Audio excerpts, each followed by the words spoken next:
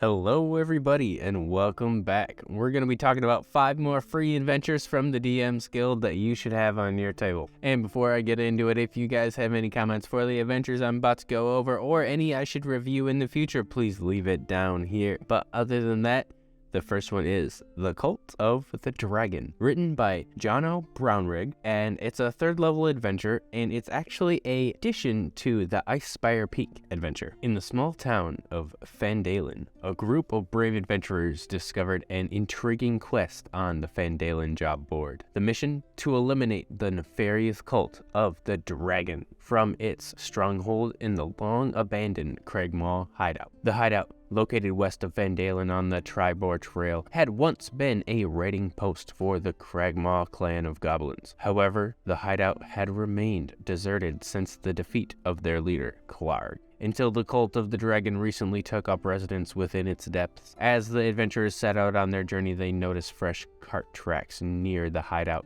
suggesting recent activity. Soon, they spot a large cave nestled into a hillside, with a shallow stream flowing from its entrance. Dense briar thickets obscured the cave, and a narrow, dry path led inside on the right-hand side of the stream. When the adventurers went into the cave, they found many different areas, each with its own challenges and discoveries. At the guard post, hidden behind dense thickets, the party faced a group of cultists equal in number to their own. The cultists wore distinctive purple robes, signaling their allegiance to the cult of the dragon. As the battle raged on, more foes joined the fray, including kobold scale sorcerers, additional cultists, and a loyal guard Drake. Deeper into the cave, the adventurers discovered a dimly lit storage area with 2 oxen tied to hitching posts. The cave's atmosphere was humid and teeming with life, with moss covering the ground and walls, and vines and shrubbery abound, a stark contrast to the typical subterranean environment. The adventurers then reached a broken bridge, a relic from the past that once connected to the left side of the cave.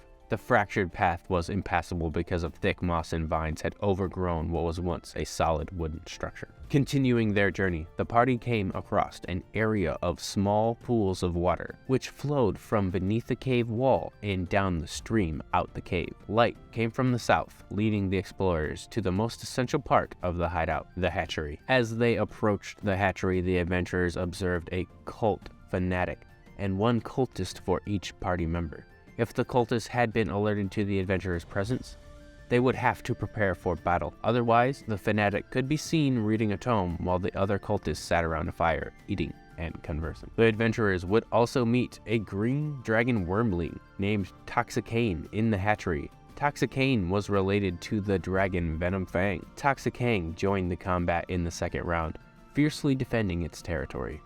If the adventurers observed the scene before engaging, they heard the cult fanatic refer to the small dragon as the spawn of Venom Fang, whose father had been a mighty dragon, slain before his time. The fanatic seems to give a motivational speech as the dragon festers. When making a successful perception check, they saw a cultist strengthening a large crate that looked like it was frozen solid in ice. But upon defeating their adversaries, the adventurers claimed their spoils of war. The small hoard in the cave contained 2,000 copper pieces, 1,200 silver pieces, 110 gold pieces, and a potion of climbing and a scroll of feather fall. They also found a crate of fresh-ish fish meat intended for the dragon. After getting rid of the cultists from the Cragmaw hideout, the adventurers returned to Harbin Wester in Fandalen to tell them about their success. Grateful for their efforts, Harbin rewarded the hero. A nice addition to some of the starter sets, and also free adventures that you could find on D&D Beyond, so I gotta love that. But we're going to be rolling into Before the Trolltide by Vexus. I know for a fact I'm not going to pronounce that correct. It's a 2-hour side quest adventure for 4th level characters. In a bustling city of Waterdeep, a group of daring adventurers receives an intriguing offer from a particular gnome named Frug. The adventurers were sent into the mysterious Ardeep forest to get the head of a scary troll. The tale began at the eastern gate of Waterdeep, where the adventurers met Evan Black, a seemingly kind and polite merchant who offered transportation services with a wagon and 2 ponies. Despite his amicable exterior, Evan was a coward at heart, ready to abandon the group at first sight of danger. Nonetheless, our heroes hired his wagon and set off towards our deep forest. Upon reaching the forest's edge, the adventurers' knowledge of nature guided them through the dense foliage in search of the troll's lair. As they ventured further into the forest, they encountered black bears, mysterious footprints, and the ever-present feeling of being watched. Undeterred, they pressed on, eventually discovering a cave where the troll resided. As the group got ready for the inevitable fight, they quickly figured out what was going on and changed their plan. For some, fire hurt the troll so much it couldn't heal, while for others, a second black bear joined the fight and attacked the adventurers from behind. In a battle that tested the adventurers' strength, skill, and resolve, they vanquished the troll and severed its head as proof of their victory. They returned to Waterdeep with a bloody prize, where Frug eagerly awaits. Frug gave the heroes a lot of money for their help, and a week later he returned and gave the most polite adventurer a one-of-a-kind troll mask as a thank you. But the tale doesn't end there.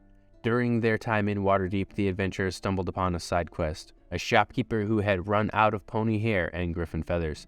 Eager for this forgery kit as a reward, they went into the city's market, government offices, and military barracks, carefully walking the thin line between being legal and breaking the law. This means sneaking in, haggling, paying bribes, or even getting into fights.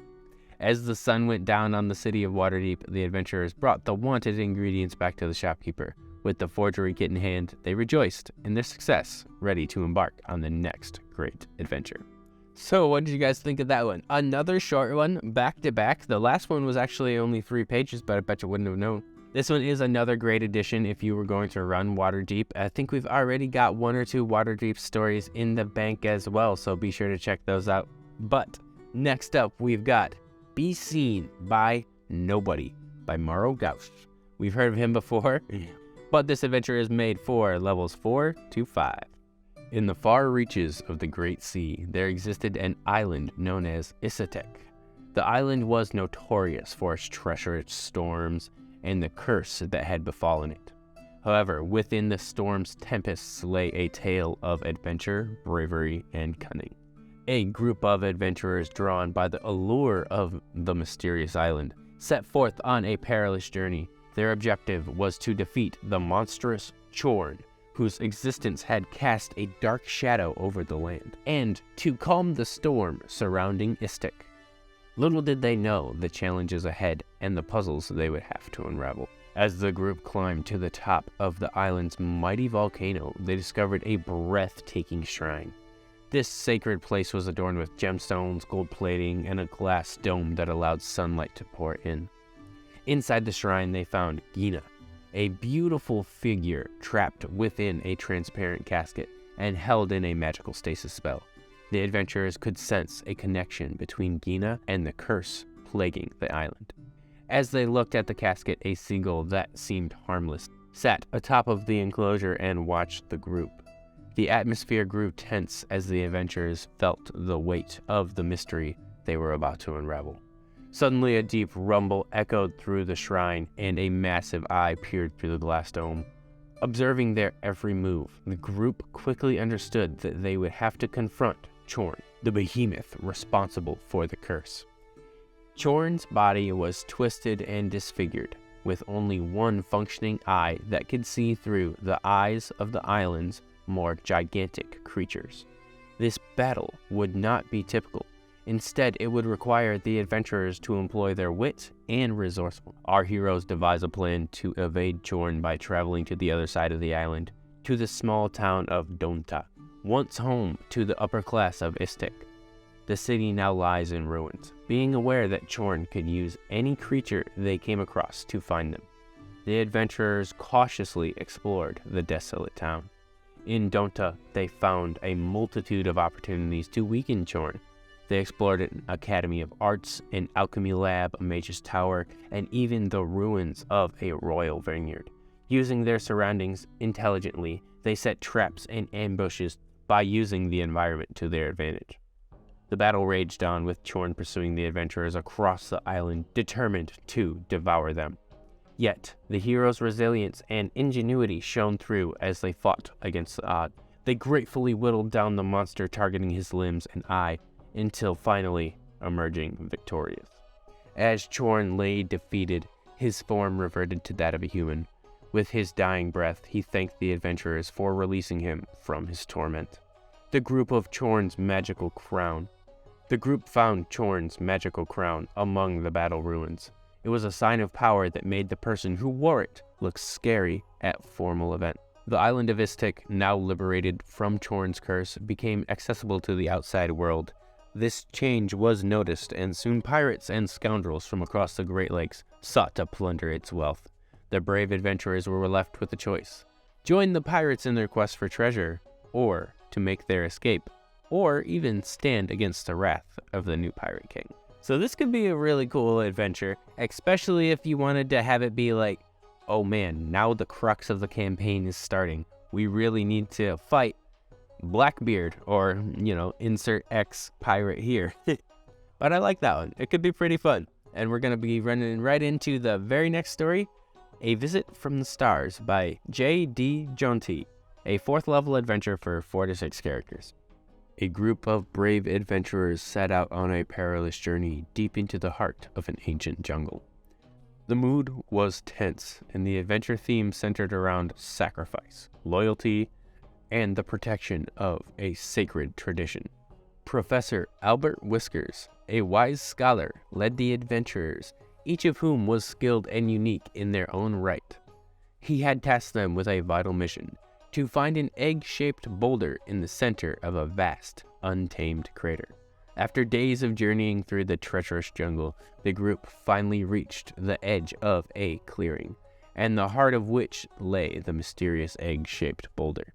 Storm clouds gathered overhead, casting a foreboding shadow over the crater. Lightning danced across the sky, striking the ground around the egg with terrifying intensity. As the adventurers gazed upon the strange sight, Professor Whiskers turned to them, his face filled with sorrow. "My sincerest apologies for deceiving you," he said, his voice heavy with the weight of his secret. "This is my final duty to the village of my people." With a flourish, the professor raised one hand towards the sky, channeling a powerful bolt of lightning through his body and into the egg-shaped boulder. The energy surge brought the egg to life, emitting a pulse like a heartbeat that resonated through the clearing. The storm clouds began to dissipate, revealing a celestial spectacle above. Amidst the awe and confusion, tragedy struck as a stray bolt of lightning found its mark on one of the adventurers' fellow treasure hunters. They crumpled to the ground, lifeless, leaving the group with a newfound urgency to complete their quest. As soon as the professor's secret was out, rickles, which are made of clay and plants and are brought to life by elemental magic, came shuffling out of the jungle. They were drawn to the storm and sought to destroy the egg. Fierce and relentless, the rickles attacked the egg and anyone they perceived as a threat. The brave adventurers fought hard to protect the sacred egg because they were loyal to the professor. They clashed with the rickles, trading blows and spells in a desperate struggle for survival. As each rickle fell, the remaining adventurers dug deep, mustering the strength and courage to continue their defense. How the battle turned out depended greatly on what the adventurers did and how willing they were to defend the professor and his sacred duty. Each possible outcome has different results, and the paths that the egg and the professor took depend on how long they lived. Ultimately, the fate of the egg and the life of the professor would shape the future of the village and destiny of the mysterious figures waiting to emerge from within the egg. Within the egg, a young tabaxi named Greystreak Whiskers, designed to become a new Far Watcher for the next 100 years. As the storm recedes, the adventure draws to a close. So that one was really fun. I've never really had an adventure where it seemed like a battlefield event was going down. Something where it really could invoke a little bit of emotion from either side, depending on what you're looking for. And that'll bring us to our very last adventure today, The Golden Fish by Joseph Dreyer II. And this adventure is for 5th to 7th level characters. Deep within the ruins of a long-forgotten civilization lies the Vault of the Archive. Many adventurers have sought to discover its secrets, but none have returned to tell the tale. However, a new group of brave souls has stepped forward to take the challenge, determined to uncover the treasures hidden within. As they journeyed through the ruins, overcoming every obstacle with skill and determination. Finally, they reached the entrance to the vault itself. The room was dominated by a large, glowing portal, and in front of it stood a gleaming metal beast with massive wings. It was a dragon, but not a living one. It was a construct made by Zhang He himself, designed to guard the vault. The dragon turned to regard the adventurers, and an oppressive magical feeling filled the air. The guardian of the vault had been awakened, and it would not let them pass without a fight. The adventurers had a few options. They could attack the creature head-on and attempt to destroy it via combat, or they could retreat and attempt to shut down the creature elsewhere. In the room, the guardian presented a formidable challenge, but the adventurers were not easily discouraged. They engaged the guardian in battle, using their skills and abilities to their fullest. The dragon fought back with all its might, but in the end it was no match for the adventurer's determination and skill. With a final blow, the guardian fell, defeated. As the dust settles, the adventurers realize that the portal was guarded by an energy field that activated upon the shutdown of the guardian.